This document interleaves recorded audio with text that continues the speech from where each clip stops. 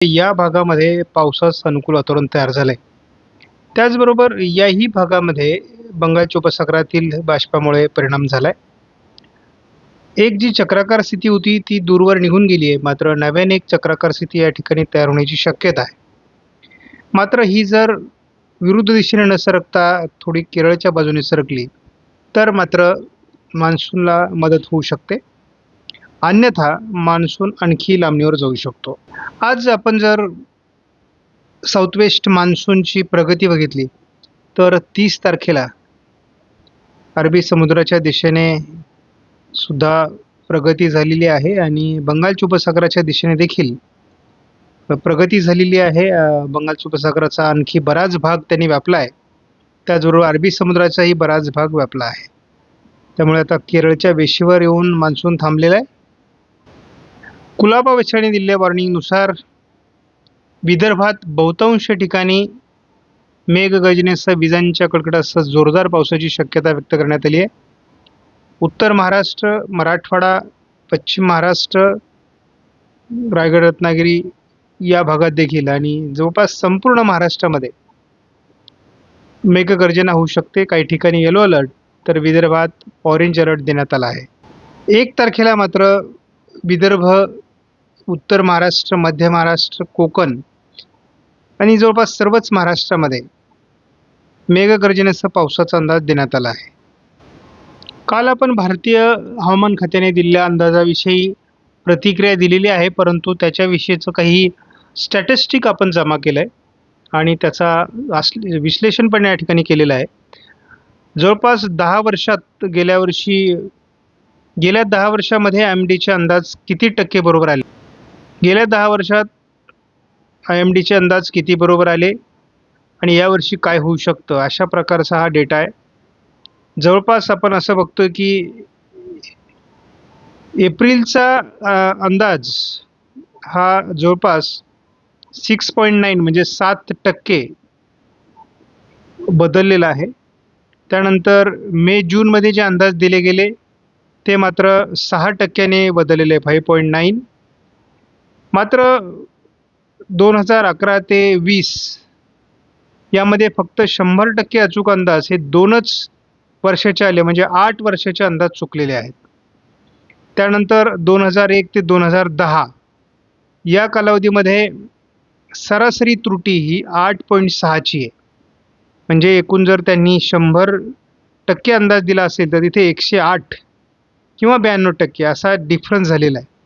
2011 ते 2020च्या दरम्यान सरासरी त्रुटी 7.1ची आहे आणि आपण या ठिकाणी बघतो की 2021 ते 25च्या दरम्यान साधारण 2 ते 3% फक्त त्रुटी त्यांची दाखवण्यात आलेली आहे.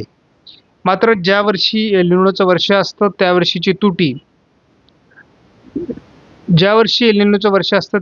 त्रुटी जी आहे ती जवळपास 8%पेक्षा जास्त आहे आणि त्यामुळे यावर्षी जर 90% अंदाज हवामान खात्याने दिला असेल तर माझा अंदाज आहे की जवळपास 96 ते 97% पाऊस यावर्षी महाराष्ट्रात पडेल. त्यापेक्षा, कारण त्यांचा अंदाज त्यांनी अतिशय कमीत कमी दिलेला आहे आणि तो वाढीव होणार आहे, तो त्यापेक्षा कमी होणार नाही. उद्या 31 तारखेला मध्य भारतावर पावसाळी वातावरण तयार झाल्यास विदर्भ आणि उत्तर महाराष्ट्राच्या उत्तरेकडून आणि कोकणात देखील हवामान बदलू शकतं. 1 तारखेला देखील उत्तर महाराष्ट्र, उत्तर विदर्भ आणि कोकणात हवामानात हालचाली होण्याची शक्यता आहे. आता आपण जूनच्या 1 तारखेकडे अंदाजाला आलेलो आहोत. आता उष्णतामान किंवा उष्णतेची लाट कमी होऊ लागली आहे. थोड्याफार प्रमाणात विदर्भ, तेलंगणा, आंध्रमध्ये उष्णतेची लाट आहे, परंतु ती देखील उद्या बऱ्यापैकी कमी होईल आणि 1 तारखेला 1 आणि 2 तारखेला भारतामधील उष्णतेची लाट संपुष्टात येते आहे. उद्यापासून महाराष्ट्रामध्ये स्थानिक वातावरणासाठी ECMWF मॉडेलने संकेत दिले आहेत.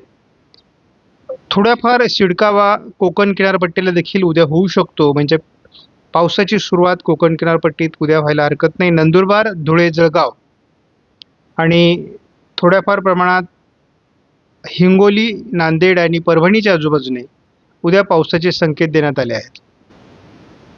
तर आपण बघतो की उत्तर भारतात असलेल्या WDची एक ट्रफ मध्य भारतावर तयार होऊन असल्यामुळे अंदाज आहे की अमरावती, अकोला, बुलढाणा, वाशिम, हिंगोली, वर्धा, यवतमाळ, हिंगोली या दरम्यान अगदी बीड पूर्व भागापर्यंत पावसाची शक्यता 1 तारखेला आहे. कोकणात देखील हलक्या पावसाला सुरुवात होऊ शकते आणि स्थानिक वातावरण महाराष्ट्रातील काही जिल्ह्यांमध्ये तयार होऊ शकतं. ही जून महिन्याची सुरुवात आहे. म्हणजे जूनच्या 1 तारखेला देखील महाराष्ट्रात पावसाची हजेरी असणार आहे. सध्या आपण बघतो भारतामध्ये राजस्थानच्या काही भागामध्ये WDचा प्रभाव तयार झाला आहे. त्यानंतर या ठिकाणी छत्तीसगड, ओरिसा, झारखंड या परिसरातही मेघगर्जनेसह जोरदार पावसाचं वातावरण तयार झाले. त्याचा परिणाम थोडा विदर्भामध्ये देखील झालेला आहे. आणि या ठिकाणी आपण तामिळनाडू, केरळ, रायलसीमा भागात देखील पावसाचं वातावरण बघतो आहोत की 31 तारखेला नांदेड, परभणी, हिंगोली, यवतमाळ, वर्ध्याच्या काही भागात वातावरण तयार होऊ शकतं. नाशिक जिल्ह्यामध्ये नंदुरबार, धुळे, जळगाव जिल्ह्यामध्ये देखील थोडं पुणे, सातारा, सांगली, कोल्हापूर या भागात देखील म्हणजे उद्या महाराष्ट्रामध्ये बऱ्याच भागात पावसाची हजेरी लागू शकते असा अंदाज आहे. म्हणजे उद्या सुरुवात होईल पावसाला असा मॉडेलने अंदाज दिलेला आहे. आणि 1 तारखेचं मात्र एक वेगळं वैशिष्ट्य आहे. जो WDचा प्रभाव उत्तर भारतामध्ये आहे तो महाराष्ट्रावर सरकण्याची शक्यता आहे आणि त्यामुळे अकोला, अमरावती, बुलढाणा, हिंगोली, यवतमाळ, नांदेड, परभणी या भागावर हे पावसाचं वातावरण येणारे जवळपास बीड, लातूर, धाराशिव, नाशिक पूर्व भागापर्यंत याचा प्रभाव येऊ शकतो असा अंदाज आहे. सोलापूरच्या काही भागात आणि अहिल्यानगरच्या काही भागात उशिरा पावसाचं वातावरण तयार होऊ शकतं असा अंदाज आहे. जून हा मान्सूनचा पहिला महिना असून त्याच्या 1 तारखेला महाराष्ट्रात पावसाची शक्यता आहे. येत्या 24 तासामध्ये महाराष्ट्रामध्ये येत्या 48 तासात महाराष्ट्रामध्ये जोरदार पावसाची शक्यता बऱ्याच जिल्ह्यांमध्ये आहे. जूनची या पहिल्या दिवसाची सुरुवात देखील मेघगर्जनेसह विजांच्या कडकडाटासह जोरदार पावसाने होणार आहे. त्यामुळे नेमकी कोणत्या जिल्ह्यात जूनचा पहिल्या दिवसाचा पाऊस पडतोय हे आपल्याला बघायचं आहे. आणि मान्सूनचं स्टॅटिस्टिक्स 1 तारखेपासून सुरू होणार आहे. त्यामुळे आपण या जून महिन्याचा देशात आणि राज्यात 94 ते 95% पावसाचा अंदाज दिलेला आहे. त्यामुळे किती टक्के पाऊस पडतोय हे आपल्याला बघायचं आहे.